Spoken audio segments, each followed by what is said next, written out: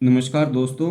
आज की फिर से इस चर्चा के अंदर आप तमाम साथियों का स्वागत करते रहो। आज की जो चर्चा का विषय रहने वाला हमारे कॉन्सेप्ट टॉक, जिसके ऊपर CA 2019 NRC और NPR के बारे में हम आ, लंबी सीरीज के माध्यम से बात कर रहे हैं। आज की इस सीरीज की हमारी तीसरी कड़ी है और आज की चर्चा के अंदर हम नागरिकता संशोधन अधिनियम 1985 के अंदर 1985 के बाद की जो घटनाएं हमारे देश के अंदर घटित हुई। हालांकि CA जो एक्ट है आज के समय के अंदर लागू हो चुका है, जिसके ऊपर क्या है तरह तरह के जो आर्गूमेंट फेवर के अंदर या अगेंस्ट के अंदर दिए जा रहे हैं, कॉन्स्टिट्यूशनल जो प्रोविजंस कहते हैं या माननीय सर्वोच्च न्यायालय के अंदर भी केस को चुनौती तो मिली। हालांकि उसके ऊपर अभी हेयरिंग हुई नहीं है।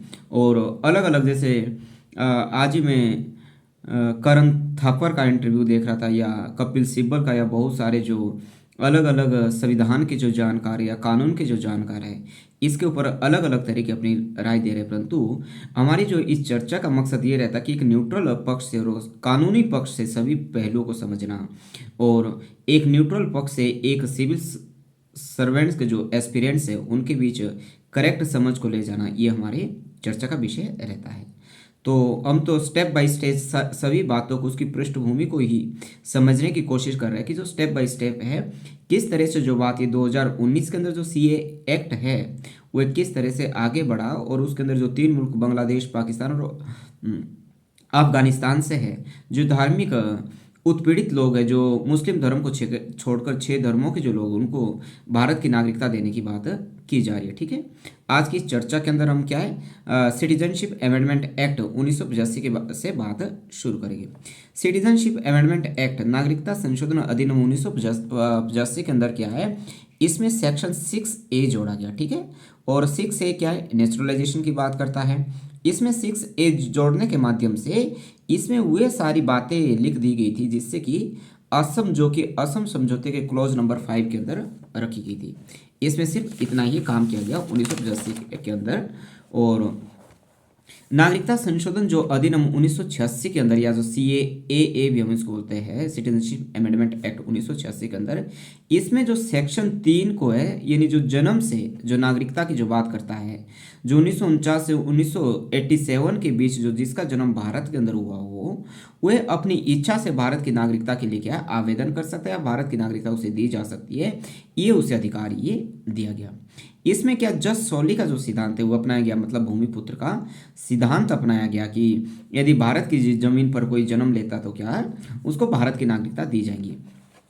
1986 के अंदर जो नागरिकता संशोधन अधिनियम की जो सेक्शन 3 के अंदर क्या है, ये बात भी लिख दी गई थी कि भारत के अंदर जो जन्म लेने वाला जो बच्चा है, उसके जो माता पिता है, यदि माता पिता दोनों में से एक भारत का नागरिक है तो उस बच्चे को भी क्या भारत की नागरिकता दे दी जाएंगी। ठीक है, हालांकि उस समय भी जोर शोर किया गया इस कानून के खिलाफ, एजिटेट जरूर हुए, परंतु सरकार ने फिर भी नेशनल इंटरेस्ट को ध्यान में रखे इस कानून को लागू करने की बात की थी, इस कानून को लागू की थी।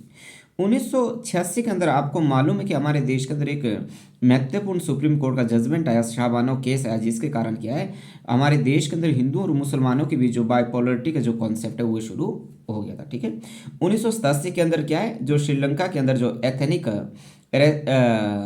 रेशियल डिस्क्रिमिनेशन चल रहा था, जो मतलब तमिल लोगों के साथ भेदभाव चल रहा था, उससे जो भारत है वो भी काफ़ी चिंतित रहा था। 1991 के अंदर हमारे देश के अंदर जो आंध्र प्रदेश के जो मुख्यमंत्री थे PV नरसिम्हा राव हमारे देश के प्राइम मिनिस्टर बनते रहे। उस समय 1991 के अंदर हमारे देश के अंदर महत्वपूर्ण इसलिए भी है क्योंकि हमारे देश के अंदर एक नया कॉन्सेप्ट इकोनॉमिक डेवलपमेंट का कॉन्सेप्ट लाया गया, जिसे कि LPG का नाम दिया जाता है, लिबरलाइजेशन, प्राइवेटाइजेशन एंड ग्लोबलाइजेशन। उस समय हमारे देश के जो फाइनेंस मिनिस्टर रहे थे डॉक्टर मनमोहन सिंह, जो UPA सरकार के अंदर 2 टर्म के लिए हमारे देश के प्राइम मिनिस्टर भी रहे थे। और इसके साथ साथ क्या 1990 के अंदर असम के अंदर भी विधानसभा के चुनाव होने थे, और असम की विधानसभा के चुनाव के अंदर भी कांग्रेस पार्टी को ही वहाँ पे सरकार बनाने का मौका मिला। हालांकि कांग्रेस पार्टी ने असम की समस्या को लेकर कुछ खास काम किया नहीं। ठीक है, अब नागरिकता संशोधन अधिनियम 1992 की बात कर लेते हैं सिटीजनशिप अमेंडमेंट एक्ट 1992 के अंदर। ये जो नागरिकता संशोधन अधिनियम 1992 को लेके था, ये असम को लेके नहीं था। दरअसल ये था एक जेंडर को लेकर, ठीक है। इसमें क्या है, इसमें जो सेक्शन 4 के अंदर क्या है, ये सेक्शन 4 से संबंधित था। सेक्शन 4 के अंदर ये प्रावधान किया गया है कि यदि भारत का जो नागरिक है, व्यक्ति, भारत के नागरिक का जो व्यक्ति का जो बच्चा है, उसे भी भारत की नागरिकता दी जाएगी। हालांकि इससे पहले 1992 से पहले ये प्रावधान दिया गया था, यदि बच्चे का जो पिता है वो भारत का नागरिक है तो बच्चे को भी भारत की नागरिकता दी जा सकती थी। परंतु इससे पहले ये माता का प्रावधान नहीं था। यदि माता भारत की नागरिक है तो उससे जो जन्म लेने वाला जो बच्चा है उसे भारत की नागरिकता नहीं दी जा सकती। परंतु 1992 का जो अधिनियम, जो एक्ट लाया गया है, इसके तहत क्या है, माता के आधार पे भी बच्चों को, चाहे माता हो चाहे पिता हो, दोनों में से एक भारत का नागरिक हो तो बच्चे को भी भारत की नागरिकता दी जा सकती थी, ठीक है। इसके अंदर क्या है, इस तरह का प्रावधान रहा था, ठीक है। इस अधिनियम के आधार पर इसके साथ साथ 1996 तक क्या है, जो असम की जो स्थिति है, यथास्थिति बनी रही जब तक कांग्रेस की सरकार वहाँ पे रहती है।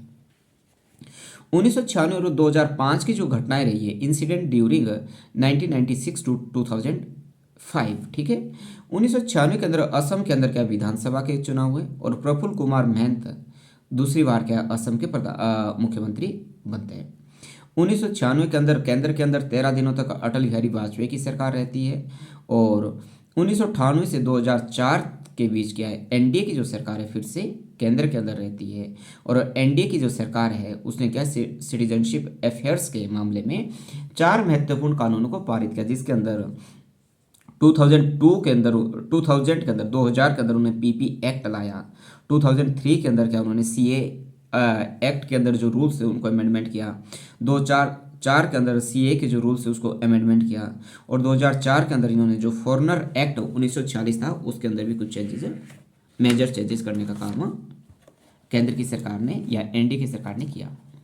इसके साथ साथ जो हमारे देश के अंदर जो पासपोर्ट एक्ट 1920 चल, हमारे देश के अंदर जो पासपोर्ट एक्ट है 1920 का चल रहा था, जो एनडीए की जो सरकार थी उसने passport amendment in passport act 2000 लाया, जिसके तहत 2000 पासपोर्ट एक्ट जो हमारे देश के अंदर 1920 का था, यदि उसकी उल्लंघना होती है तो उसके अंदर जो सजा का प्रावधान था वह 3 महीने था। परंतु एनडीए की सरकार ने क्या है, इसमें सजा का जो प्रावधान वह 5 साल कर दिया। ये पासपोर्ट एक्ट के अंदर इतना ही बदलाव किया गया। अब बात कर लेते हैं हम सिटीजनशिप अमेंडमेंट एक्ट 2003, ठीक है, जिसको हम सीएए भी कहते हैं। इसमें नागरिकता की भी परिभाषा दी गई थी और नागरिकता की परिभाषा के साथ साथ क्या है, इसके अंदर अप्रवासी की भी परिभाषा दी गई। और 2003 में क्या है, पहली बार क्या है, अवैध प्रवासियों को भी परिभाषित करने का काम किया गया। इसमें जो सेक्शन 3 है, सेक्शन 3 क्या कह रही है, इसमें जन्म के आधार पे जो बच्चों की जन्म के आधार पे बच्चों को नागरिकता दी जाएगी, ठीक है। जिसके जो बच्चे के जो माता पिता है दोनों भारतीय हो, परंतु दोनों भारतीय हो या दोनों में से कोई एक अवैध नागरिक ना हो, उनसे जो बच्चा जन्म लेगा उसको भारत की नागरिकता दी जा सकती है। ऐसा प्रावधान सेक्शन 3 के अंदर किया गया। सेक्शन 5 और 6 के अंदर क्या है, इसमें ये कहा गया कि जो अवैध आप्रवासी है उन्हें भारत की नागरिकता नहीं दी जा सकती। सेक्शन 7 के अंदर कहा गया, सेक्शन 7 के अंदर इसमें section 7A, section 7B, section 7C, section CD जोड़ा गया। और इसके साथ क्या है, ओसीआई के संबंध में भी जो नियम है, जो नियम थे उनको क्या है 4 भागों के अंदर बांटा गया था। इसमें जो सेक्शन 14(14)A को भी जोड़ा गया। इसमें एनआरसी की बात की गई, ठीक है। परंतु केंद्र की सरकार को ये अधिकार होगा कि वह एनआरसी असम के अंदर भी करवाए या पूरे देश के अंदर भी करवाए, या एनआरसी से संबंधित वह किसी भी तरह के नियम कायदे कानून बना सकती है।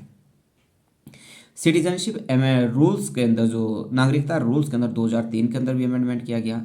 इसमें एनआरसी और एनपीआर के सभी नियमों की क्या है, अलग अलग भिन्न भिन्न पहलुओं के बीच क्या है, इसकी क्या है इंटरप्रिटेशन या इसकी व्याख्या करने का काम किया गया। विदेशी अधिनियम के अंदर जो संशोधन है वो 2004 के अंदर किया गया। अमेंडमेंट फॉरेनर्स एक्ट इन 2004, ठीक है। इसमें अवैध आप्रवासी को भी सजा को जो अवधि थी उसको बढ़ाने का काम केंद्र की सरकार के द्वारा किया गया।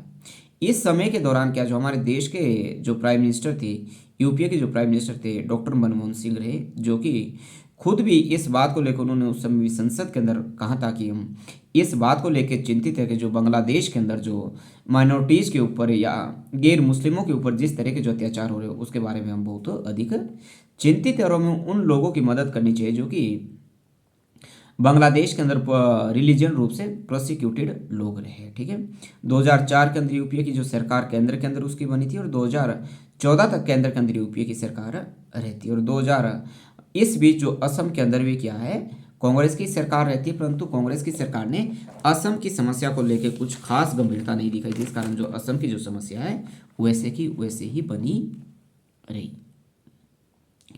और 2001 के अंदर जो इंदिरा गांधी ने असम की समस्या को लेके आईएमडीटी एक्ट जो लाया था, आईएमडीटी को उस दौरान क्या है जो ख़त्म करने की जो प्रक्रिया हुई भी क्या है शुरू हो गई थी। आईएमडीटी एक्ट को ख़त्म करने के लिए सुप्रीम कोर्ट के अंदर केस चला था और असम सरकार और जो सुप्रीम कोर्ट ने असम सरकार और केंद्र की सरकार को क्या है एक एफिडेविट देने के लिए कहा था। ठीक है, आईएमडीटी को ख़त्म करने के लिए एफिडेविट देने को कहा था, परंतु बाद में असम की सरकार ने इसे मानने से क्या इनकार कर दिया।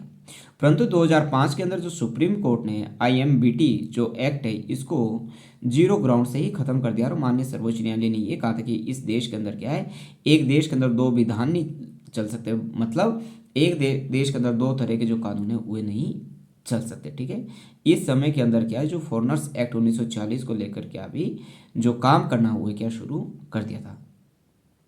हमारे देश के अंदर जो 2004 से 2014 के बीच की जो घटनाएं रही है उसके बीच हम बात करते हैं।